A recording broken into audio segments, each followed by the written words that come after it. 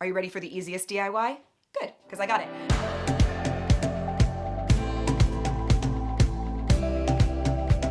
First of all, this isn't a skirt. These are pants. It's the crotchiest of all crotchy pants ever. It's literally like, it goes up to my nipples. It's ridiculous. So I'm gonna show you how to lower the waistband on pretty much anything. The only thing I would not do this technique on is gonna be jeans. Jeans just have all sorts of like bells and whistles and ornamental details and structural details and thick fabric that it's not as simple as just popping the waistband lower. What I'm gonna show you though is a great hack for pretty much anything else with a waistband, and especially if it has a little bit of stretch, that's gonna be even easier. This week was absolutely insane. I moved the entire site from Wix over to Shopify because it's become like a legit business, and I needed bigger capabilities and I needed better apps and I needed all sorts of things. So I'm super excited. So to celebrate the launch, I want to give you guys a discount code, and you can check out some of the new things I've been working on. The Rock Knot foam pack is absolutely epic. I want to show you how that one works because it's super cool. I am so thrilled to share the new Rock Knot foam pack, and I want to show you how it works. So when you get it, it's going to come with the wallet and the sparkling crystal phone strap.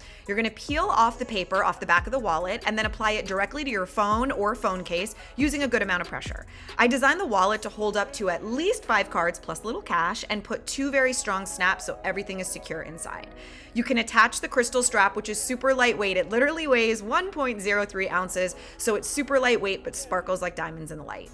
The wallet itself has an adjustable finger strap, so when you're FaceTiming or taking photos, you can hold onto it comfortably. You can also remove and swap all of the straps to create a statement moment that works with any outfit. I also launched these really fun keychains, which are gonna make for an amazing Mother's Day gift. A one-size-fits-all sparkle. It can be your functional keychain. It can hang on a purse. And then all of the new straps are in the lace weave and the magnum crown in the new Rock Soft cording. I created my own exclusively available at Rock Knot cording called Rock Soft. It is 30% lighter. It is super soft. It literally feels like a padded shoulder strap when it's on your body. It's just absolutely epic.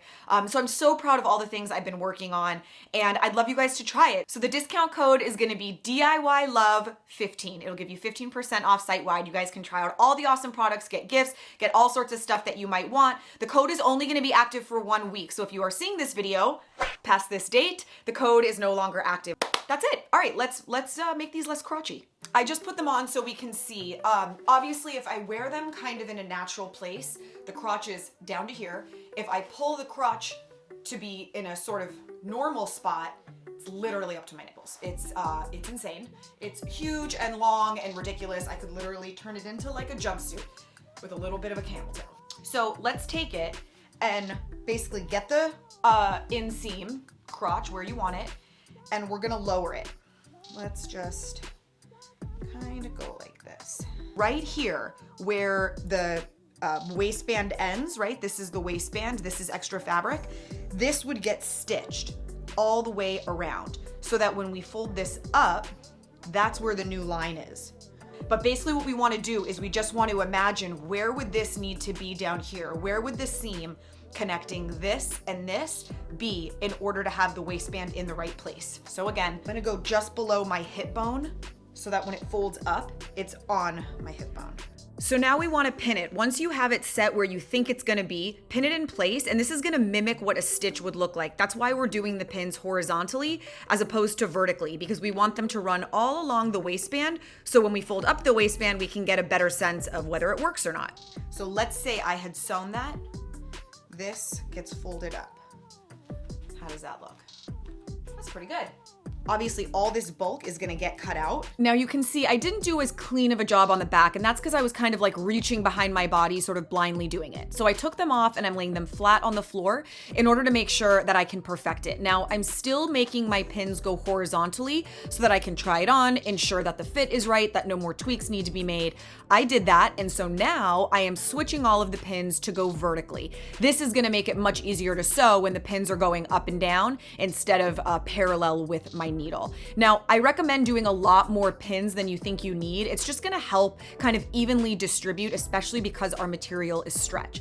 This is where we're gonna sew it, right in that ditch, all the way across that line, so when we fold back up, our waistband just looks like it was always there.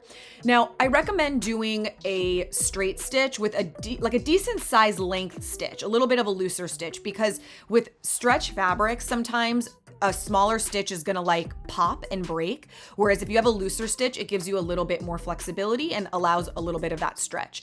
We're also gonna zigzag the stitch, but for now, a little straight stitch. So let's fold it down and take a look at that. I mean, that's super clean. Obviously, there's a little bit of bulk in there from the extra fabric, but that's what we're gonna cut out right now. So you're gonna grab your fabric scissors, and if you have an overlock machine, this is when you could just overlock it because it has the blade. So it's gonna cut off the excess and clean finish it all at the same time.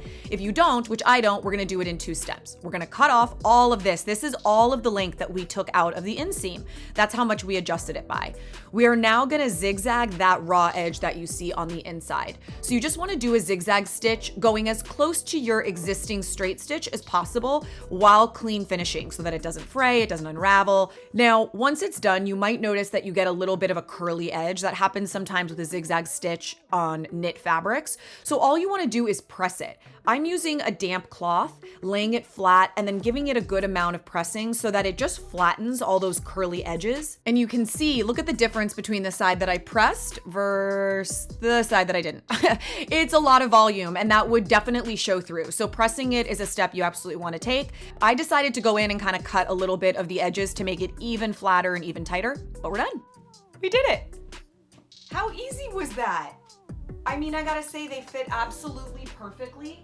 And the thing that I love about this is that it's really custom to your body. So however high or low waisted you want it to go, you can see it's perfectly smooth. It's naturally in a place where you would see a line because the waistband and the pants are made of like a different, binding versus ribbing. This technique is gonna work. Try to envision it as like anytime you want to maintain a certain element but move its location. Shorten the sleeve of a jacket, right? So for example,